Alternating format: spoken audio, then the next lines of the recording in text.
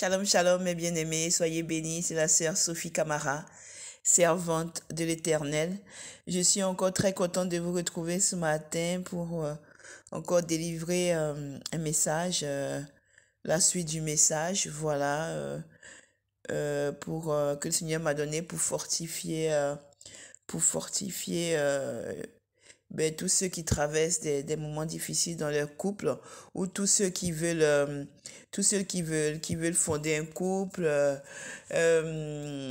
Voilà, c'est vraiment important. On minimise ce côté-là, mais c'est tellement important. Il y a déjà des témoignages forts qui sortent. C'est juste hallucinant, c'est juste incroyable comment Dieu nous aime, comment Dieu fait tout pour nous révéler les choses cachées et dans nos vies, comment le Saint-Esprit commence à travailler. Donc vraiment bien aimé, que toute la gloire revienne au Seigneur. Donc soyez bénis partout où vous êtes et continuez à faire les partages, continuez à parler de ces messages autour de vous parce que on ne sait jamais à quel moment le Saint-Esprit peut toucher une âme, toucher un problème, un point dans sa vie et sauver une âme, vous voyez. Donc voilà, que Dieu nous bénisse au nom puissant de Jésus. Amen. Père éternel, je te bénis, je te dis merci pour tout ce que tu fais. Je te rends toute la gloire parce que tu en es digne. Donc, papa, voilà, je suis encore ce matin devant tes enfants. Que le Saint-Esprit vienne prendre contrôle de tout mon moi pour pouvoir parler à tes enfants et que toute la gloire te revienne, Seigneur Jésus. Au nom puissant de Jésus. Amen. Donc voilà, bien aimé, aujourd'hui nous allons parler de la suite. Donc on avait déjà entamé la patience dans le couple. On va encore continuer dans le thème de la patience, mais aujourd'hui on va parler de la patience face aux amitiés de l'autre, de votre moitié en fait, ou de chacun de vous dans le couple. Donc pour cela, on va partir sur la base de 1 Corinthiens 15 le verset 33 qui nous dit que les mauvaises compagnies corrompent les bonnes mœurs. Donc, on va partir sur ce verset-là. Et vous savez, c'est tellement vrai, c'est pourquoi je viens sonner l'alarme sur les amitiés dans les couples. Attention, attention, attention, parce que le Seigneur m'a dit que ça détruit beaucoup de couples aussi. Donc vous voyez, le Seigneur m'a interpellé pour me dire que, en fait, ces enfants ne comprennent pas que pour ceux qui sont mariés, même ceux qui envisagent de se marier, parce qu'il m'a dit que des fois les gens sont dans les phases où ils sont en train de se dire qu'ils vont prendre telle fille et tout, ou bien telle sœur, donc du coup, ils en parlent à leurs copains et, par esprit de jalousie ou par esprit que les copains, ils ont prévu de donner quelqu'un d'autre au frère ou à la sœur, ils découragent le frère, ils trouvent plein de choses sur la sœur ou le frère que le frère veut prendre. Vous voyez, le Seigneur m'a dit que c'est un problème crucial dans la vie de ces enfants qui veulent se marier ou qui envisagent de se marier. Il a dit que par exemple, si tu es dans le couple, c'est très important. Si tu es dans le couple, tu dois faire attention, ou tu veux être dans le couple, tu dois faire attention, voilà, à tes amis. Par exemple, si tu n'es pas encore dans le couple, tu dois savoir que quand tu veux prendre quelqu'un, il y aura toujours des interférences parce que la vie que tu avais avant peut ne pas plaire à tes amis avec qui tu sors pour aller au resto, faire tout ce que tu veux. Tu vois, tu vas au resto quand tu es seul, tu es libre. Tu vas au resto, tu peux aller faire ce que tu veux avec tes amis, tu es disponible tout le temps, donc on t'appelle, t'as qu'à t'habiller rapidement, il n'y a pas de contraintes. Vraiment, où tu finis de travailler, tu es libre. Vraiment, il n'y a pas de contraintes. Donc, ce qui fait que vous pouvez tu peux avoir un noyau d'amis avec qui tu fais tout en fait. Et donc, vous êtes très proches, vous vivez des choses ensemble et tout. Et donc, c'est pas sûr que quand tu vas dire à cette personne que tu as rencontré quelqu'un, c'est pas sûr que ces gens ou ces amis soient d'accord. Vous voyez, même inconsciemment, ils peuvent te dire ah oui et tout, mais peut-être qu'au fond d'eux, ils sont pas contents parce qu'ils se disent que voilà, tu vas leur échapper. Ils se disent que tu vas plus pouvoir sortir avec eux. Ils se disent que tu vas toi seul être maintenant tu vas être détaché d'eux. Peut-être même que c'était toi qui payais quand vous sortiez ou c'était toi qui avais la voiture pour que vous sortiez, c'est toi qui les accompagne et tout ça. Donc en fait, ils peuvent même voir les avantages qu'ils vont perdre au-delà de l'amitié parce que en fait, le Seigneur m'a dit que c'est quelque chose qui est très, très, très courant et qui détruit beaucoup de relations. Il m'a dit que des fois, ces enfants, ben, ils disent à leurs amis que voilà, moi j'ai vu cette soeur, je vais la prendre et tout. Et les amis, ils découragent, ils commencent à décourager le frère ou la soeur pour dire, ah bon, tu trouves que celui-là, il est bien, non, ou bien il est bien, franchement, je trouve que vous n'allez pas ensemble, je trouve que ceci, c'est là, je trouve que non, il y a mieux, regarde ton style, regarde comment tu es, et puis regarde comment le frère ou la soeur, ou regarde celui que tu veux prendre, comment il est ou comment elle est, franchement, tu mérites mieux et tout ça. Tout ça, c'est à dessein. C'est à dessein. Ça veut dire que en général, c'est parce qu'ils ne veulent pas que tu prennes quelqu'un, parce qu'ils ne veulent pas que tu lâches ta liberté. Ils ne veulent pas que tu lâches ta liberté. C'est pour ça que tu dois faire très attention. Parce que c'est vrai, le Seigneur a dit que les mauvaises compagnies corrompent les bonnes mœurs. C'est-à-dire que la manière dont tu vas être avec tes amis peuvent être quelque chose qui est bien pour toi, comme ils peuvent être une chute pour toi. Donc, quand tu es marié aussi, c'est pareil. Parce que quand tu es marié, ben, quand tu vas rentrer dans ton mariage, tu vois, ou quand tu es marié, tu ne peux plus te permettre de sortir, que tu sois la femme ou l'homme, de sortir, par exemple, pour l'homme, que ses amis vont l'appeler, ils vont passer la nuit à regarder des matchs, ou ils vont aller dans des bars, ou ils vont aller voir ils vont aller, bon, ceux qui sont célibataires vont dire, bon, accompagne-moi, parce que je vais aller voir des filles dans les bars, on va aller faire des choses. Vous voyez, tu ne peux plus faire ce que tu faisais quand tu étais seul. Tu vois, tu ne peux pas sortir comme ça de la maison et puis rentrer à n'importe quelle heure alors que tu es avec quelqu'un et que tu vis avec quelqu'un. C'est pas possible. C'est pas possible parce que maintenant vous êtes un, donc tu dois rendre des comptes. C'est normal des deux côtés.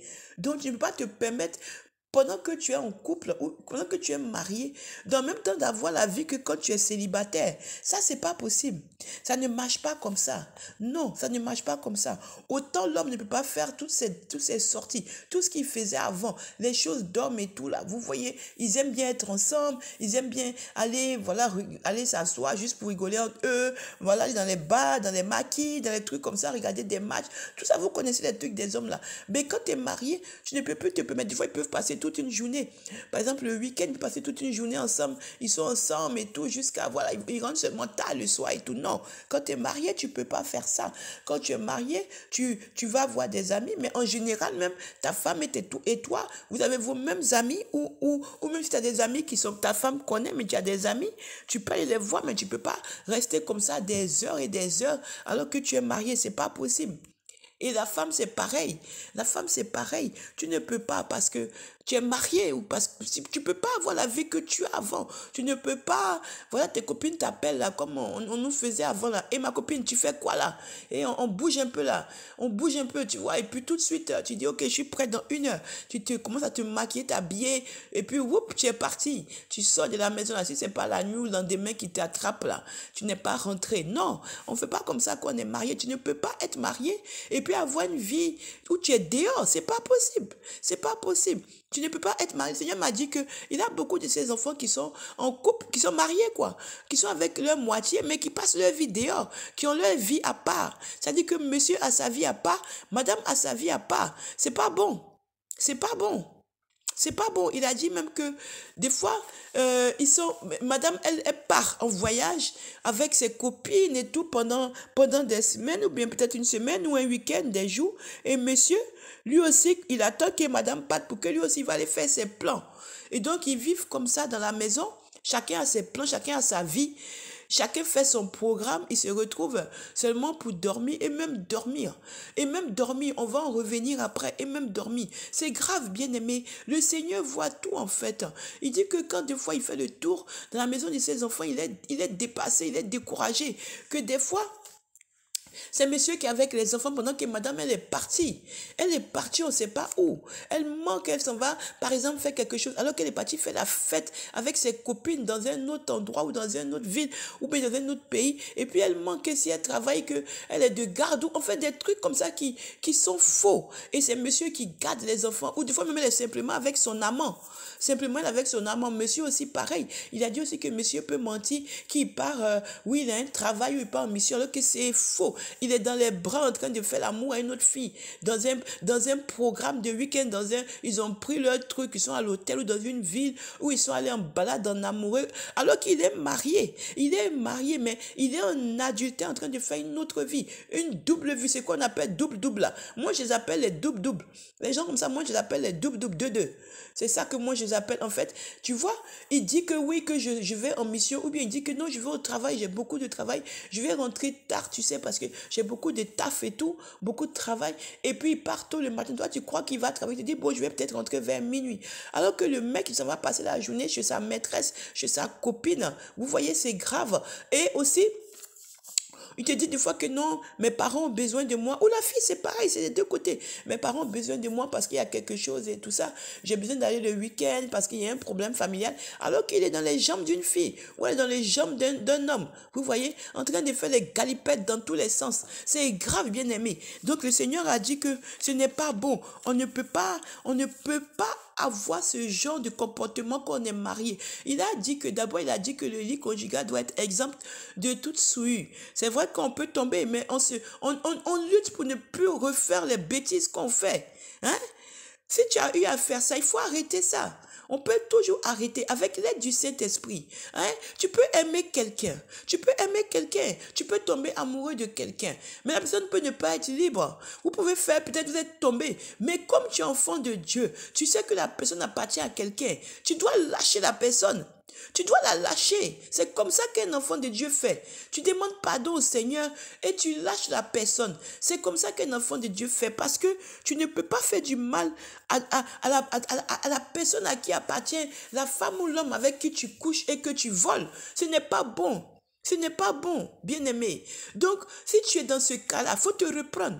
Ok, vous avez fait des bêtises. Ok, vous êtes tombé. Ok, tu as pris le mari de quelqu'un.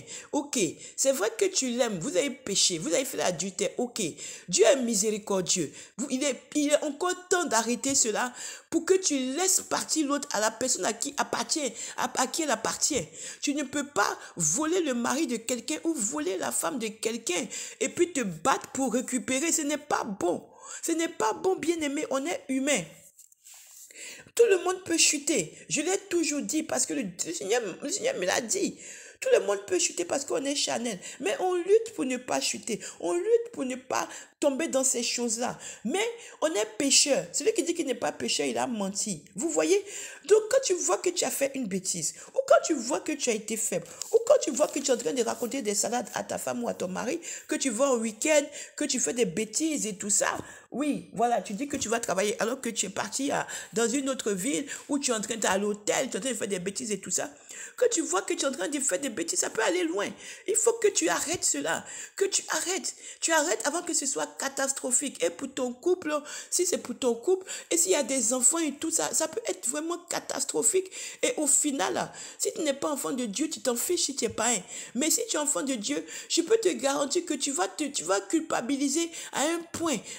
Parce que quand on est enfant de Dieu, quand on pêche là, quand on pêche, on est conscient de notre péché qu'on a fait. On est conscient, quel que soit le péché, hein, un enfant de Dieu, quand il pêche là, il n'est plus bien.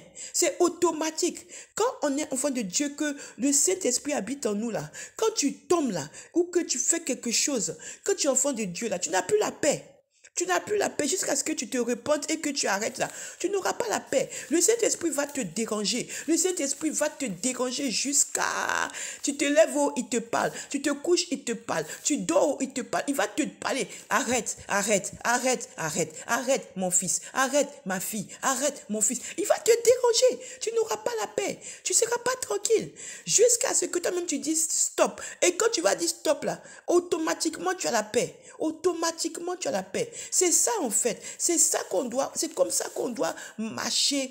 C'est comme ça qu'on doit marcher avec le Seigneur. On ne doit pas pécher parce que c'est pas bon. Mais on est humain, donc on peut tomber. Ok, tu es tombé. Tu as menti à ta femme, tu as menti à ton mari, quoi. Il est temps encore de te reprendre. Il est temps encore de pouvoir sortir de cet engrenage qui va te créer des problèmes où tu ne vas rien gagner. Ok? Tu ne vas rien gagner dedans. Parce que une fille qui est bien aimée, une fille qui est bien ou un homme qui est bien, même s'il pêche avec toi, là, à un moment ou un autre, là, le Saint-Esprit va le faire revenir à la raison. C'est clair, c'est vrai, bien aimé. C'est vrai. Tu peux aller tromper, hein, tu peux aller faire tes trucs que tu fais, mais tu es faible. Satan va te blaguer, tu vas faire, mais à un moment, là, Dieu va venir te prendre.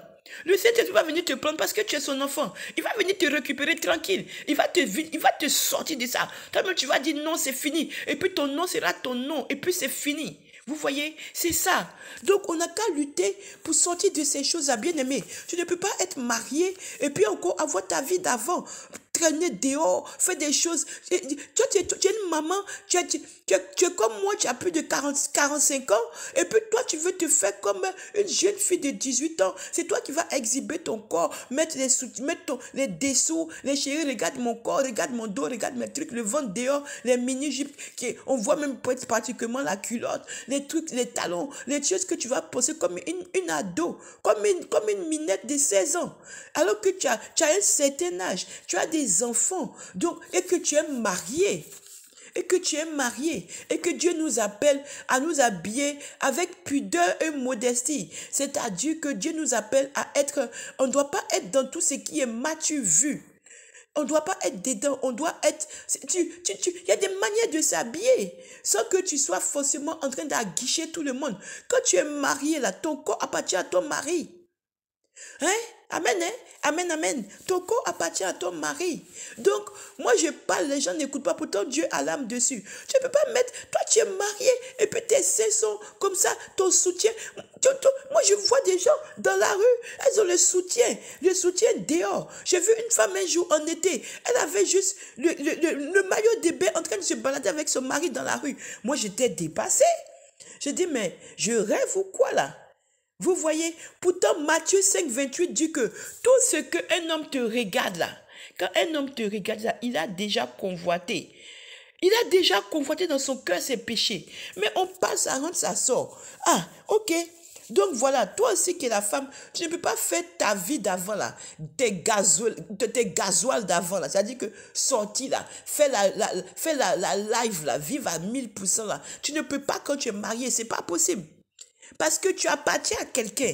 Donc, tu as un comportement à avoir et tu dois respecter aussi ta moitié. Ton homme, tu dois le respecter. Donc, tu ne peux pas, pendant que lui, il est à la maison, en train de s'occuper des enfants, toi, en train de faire toutes les villes, toutes les boîtes de nuit, aller mentir que tu es là, que tu es dans toutes les fêtes. Tu es en train de fumer, en train de t'envoyer en l'air dans tous les sens. C'est insupportable, en train de faire des patous et tout, pendant que ton mari pense que tu es tranquillement en train de faire, par exemple, un travail ou en train de partir faire une mission, quelque chose, tu es en train de t'envoyer en l'air avec des gens. Ce n'est pas possible. Bien aimé, ce n'est pas possible. On ne peut pas avoir cette double vie, double là. Ce n'est pas possible. Qu'est-ce que dit la parole? C'est encore pire même, vous voyez? La parole dit quoi? La parole dit que tu ne peux pas te permettre de faire ça parce que il me semble que c'est dans le verset de quoi déjà même? Dans 1 Pierre, qu'est-ce que dit 1 Pierre? 1 Pierre 3, le verset 7 dit quoi? 1 Pierre 3, le verset dit que le mari, tu dois avoir la sagesse. Toi qui es le mari, tu dois avoir la sagesse de prendre soin de la femme.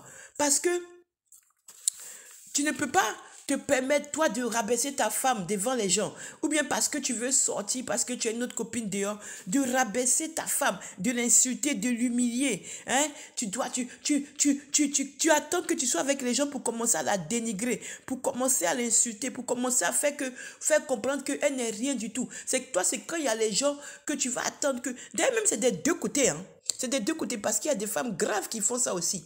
Donc, tu ne peux pas attendre que c'est qu'il y a des gens que tu vas commencer à rabaisser l'autre, dénigrer l'autre, montrer que l'autre est nul, l'autre n'est rien, l'autre est comme ci, comme ça. Ce n'est pas bon. Parce que la parole de Dieu dit dans 1 Pierre 3, verset 7, que l'homme doit être sage avec la femme parce que la femme est le sexe faible. C'est la Bible qui le dit. C'est écrit dans 1 Pierre 3, verset 7. C'est le verset que le Seigneur m'a donné. Mais toi aussi, femme, c'est pareil. Tu ne peux pas aussi venir dénigrer ton mari parce que ton ancien copain avait peut-être, tu vas le comparer à ton ancien copain parce que peut-être qu'il te faisait bien l'amour, peut-être qu'il te gâtait, j'en sais rien. Mais c'est lui que tu as décidé d'accepter de te marier. Donc tu ne peux pas te permettre de le rabaisser. Tu dois le respecter aussi. De toute façon, la parole de Dieu déclare que la femme doit être soumise à son mari. Ça, c'est entre parenthèses. Soumission, c'est pas que tu vas être sa boniche, mais c'est que tu dois le respecter parce que c'est lui le chef de la famille. Hein? Voilà, c'est écrit dans Éphésiens là-bas. Donc du coup, où tu vas attendre qu'il y a tes amis, c'est qu'il y a tes amis que tu vas commencer à faire l'orgueilleux, à dire que voilà,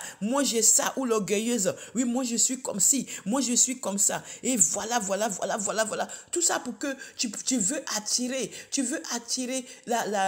comme on dit, l'envie, l'orgueil te prend, tu veux attirer l'envie. Mais ne sais-tu pas que pendant que tu es en train de parler de toi, que voilà, parce que ce côté-là est super dangereux, c'est beaucoup de gens aussi qui disent oui, mon mari là, il est le meilleur. Ma femme là, elle est la meilleure. Elle est comme ci, elle est comme ça. Lui aussi, il est comme ça. Oh, au lit là, oh, dans la maison, oh, comme ci, comme ça. Ne sais-tu pas que pendant que tu es en train de parler comme ça, tu ne connais pas l'état d'âme des gens qui sont en face de toi. Pendant que tu es en train de parler de toi là, peut-être qu'il y a des gens qui ne sont pas bons dedans. Peut-être qu'il y a des gens qui sont remplis de rapines, comme dit le Seigneur. Peut-être qu'il y a des gens qui sont remplis de jalousie, d'envie. Eux-mêmes, ils sont là depuis, ils ont envie de te détruire. Ils ne savent pas comment faire. Toi-même, tu es venu te donner en pâture à eux. Alors, qu'est-ce qu'ils vont faire? C'est écrit là-bas dans Galates 5, verset 26. Comme m'a donné le Seigneur. Et puis dans Romains 13, verset 13 à 14. Eux-mêmes, ils sont là, ils sont remplis de jalousie, remplis d'envie. Eux-mêmes, ils sont là, ils ont envie de détruire. Ils rêvent de ça. Donc, comme ils ne peuvent pas voir, ils vont détruire, ils veulent détruire. Toi-même, tu vas te donner dans leurs mains pour qu'ils te détruisent. En te vantant, en vantant ton couple, en disant tout sur ton couple. Tu ne sais pas que ça peut attirer la jalousie et qu'ils peuvent détruire cela. Ou même pire. Ou même pire. Ils peuvent te prendre ta femme ou ton mari. Parce qu'ils peuvent dire que, comme elle dit que c'est un bon pied, ou comme il dit que c'est un bon pied là, moi je vais récupérer ça pour que moi aussi je puisse avoir ça. Ou bien comme c'est un bon parti là, l'argent et tout, moi je vais récupérer ça. Et puis voilà dans quoi on rentre. On rentre dans des choses où des fois, si tu n'as pas des choses que tu tombes sur une méchante ou un méchant, mais tu es foutu, si c'est pas la sorcellerie, ils vont aller te travailler propre. Et puis maintenant, chez les féticheurs, chez les quoi, tout ça. Et puis maintenant, voilà, tu es là, ton mari est parti. Moi, demandez-moi ici ce qu'on m'a fait. Vous n'allez rien comprendre du jour au lendemain là. Toi qui avais dit que ton mari ou ta femme était parfaite là, pratiquement là, tu étais tellement en train de te pavaner, tu vas rester seul, tu auras que tes yeux pour pleurer, le temps que le Seigneur te dise ce qui s'est passé pour que tu te reprennes. Donc voilà, il faut arrêter ça, il faut arrêter. Et puis l'orgueil n'est pas une bonne chose. Proverbe quoi? Proverbe 16, verset 18 dit quoi? C'est l'arrogance, ça précède la ruine. Et puis l'orgueil précède la chute. Donc on ne peut pas. Il y a Proverbe 16, verset 8 aussi qui dit quoi? Qui dit que l'orgueil va devant la ruine et l'esprit hautain devant la chute. C'est pareil. C'est pareil. C'est pareil, C'est pareil. Il faut faire attention.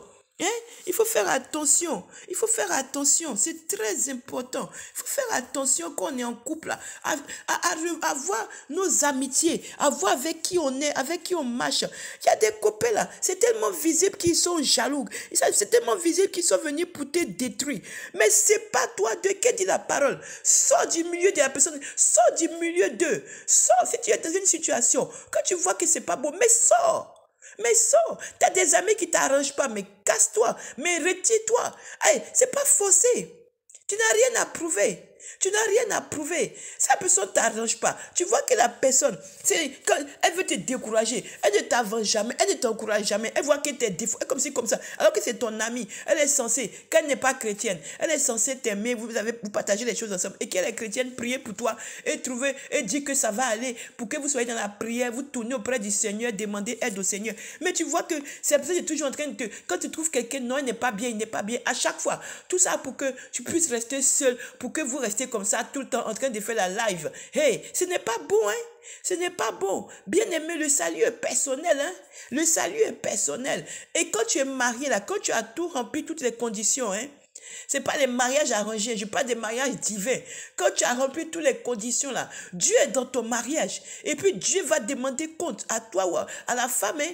Et puis l'enfer aussi guette. Vous voyez, il faut que vous revoyez ça. Dieu tire la sonnette dessus. Dieu tire la sonnette dessus. Moi, j'ai transmis. Et puis aussi, il m'a dit qu'il y en a, eux, tout ce qu'eux, ils savent faire là, au lieu qu'ils soient dans leur couple en train de prier pour que Dieu puisse agir dans le couple, eux, ils sont en train de prier justement pour dire que non, que Dieu là même, toi là même là, pourquoi même tu me laisses ici là même et tout là, avec cet homme là, moi je veux sortir m'amuser, moi je veux faire ma life, alors il faut que tu fasses que je divorce. Donc Dieu dit que si c'est ça là, que tu as rempli toutes les conditions là, tu peux rêver, hein, il le fera jamais. Donc moi j'ai transmis, que Dieu vous bénisse. Attention aux amitiés, les mauvaises compagnies corrompent les bonnes mœurs. Tu es comment comment là, tes amis là, s'ils ne sont pas des amis qui ont la crainte de Dieu, s'ils ne sont pas des amis qui ont la crainte de Dieu, s'ils ne sont pas des gens qui ont la crainte de Dieu, tu vas chuter,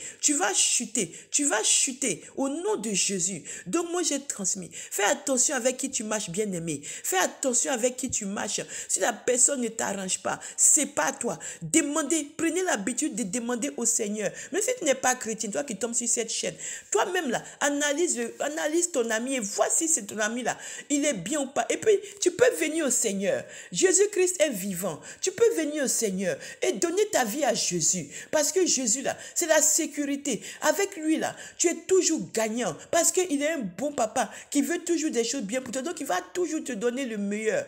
Hein? Donc, voilà. Faisons attention à nos amis. Je vais faire un autre message encore là-dessus. Que Dieu vous bénisse. Au nom puissant de Jésus. Amen. Père, j'ai transmis ton message. Toi-même, prends le contrôle pour que tes enfants comprennent ce que j'ai voulu dire, ce que tu as voulu, ce que tu m'as dit et que j'ai voulu dire à travers toi. Père, toi-même, agis dans leur vie. Au nom puissant de Jésus. Amen.